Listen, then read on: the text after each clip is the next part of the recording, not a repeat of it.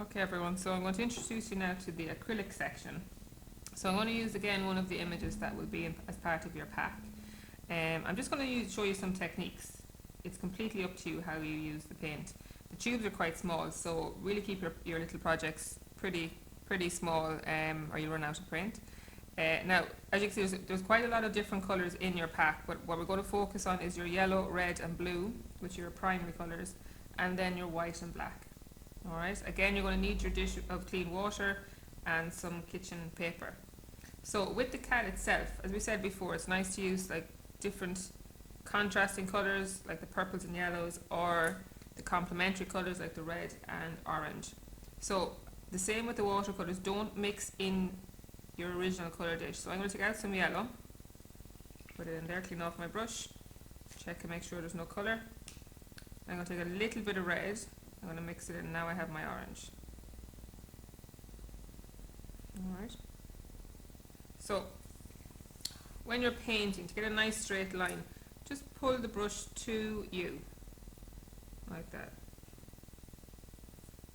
You get a nice flat colour there. Now I'll show you here as well, we can add a little bit of water at the end of the acrylic for it to get really light also. There we have like a bit of a blend in that one. Now if we want to use a solid colour, let's say if we just go with a red by itself, load up your brush, make sure there's not too much paint on it. Let's take this section here. Again, pull the brush to you. Don't do this because it's like painting a wall, but nice and flat and controlled. Slowly follow your line, pull it back, and then flatten down your colour. Now, I'm going to blend this into a yellow, so we'll have an orange in between. So I'm cleaning off my brush really well. Take some of my yellow paint. So from the bottom, that's going to be my block yellow here. Now you'll see these paints aren't very opaque. You know, you can still see the print underneath. So I'm going to bring that up into my red. Now my red will slightly mix with it. So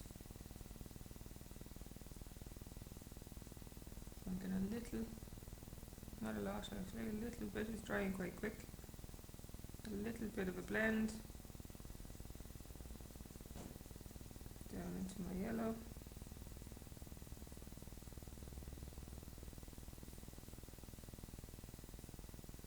And there we have the orange into the red, and the orange into the yellow. Okay, so we have a nice blend there on the acrylic. Now this is a technique you can use also when you're working on your mask. So if your children are using any of these videos, let's say this one for example, it might be nice to give them the printed image, and that way they're not too worried about drawing it out. So again, so we have the block colour, we have also, if you add more water, it's almost like a watercolour. Now I'm going to show you with some of the white. So load my brush up on white, make sure now it's very clean. Let's take an area like here. So if I'm going to do a block colour of white, every second one white. Like that. Okay, now you have to work very fast with this, that the paint will dry quite quickly. I'm going to take a tiny bit of blue. I'm going to work it into the white. And off my brush again, and then blend my white up into it. So this is called wet on wet. So you're actually mixing on the paper. So there you get a really nice subtle blend, the wet on wet. Again, don't, if you're trying to get a finished image, don't do this on the printed sheet, you use your card. Okay, so I'm going to put more white in this one again, just make sure there's plenty of paint there. This time I'll use a little bit of red. Again, nice and gently blend that in. So you can see there now I'm getting that pink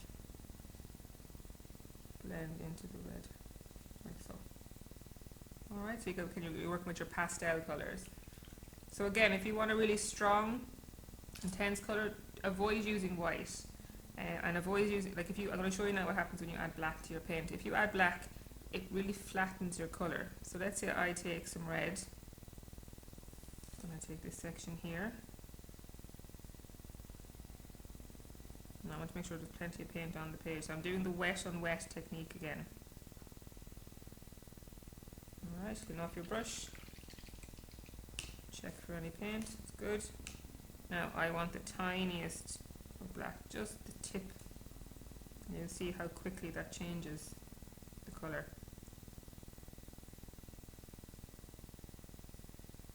Like really, really quickly there. So that colour is a lot flatter than any of the other colours that you have there. You know, so again you have the pastel colours here with the black, which is your shading, and here you have your primary colours mixed in. So you can see any of the different approaches, you get very different effects with them. So enjoy, and by all means experiment as much as you can.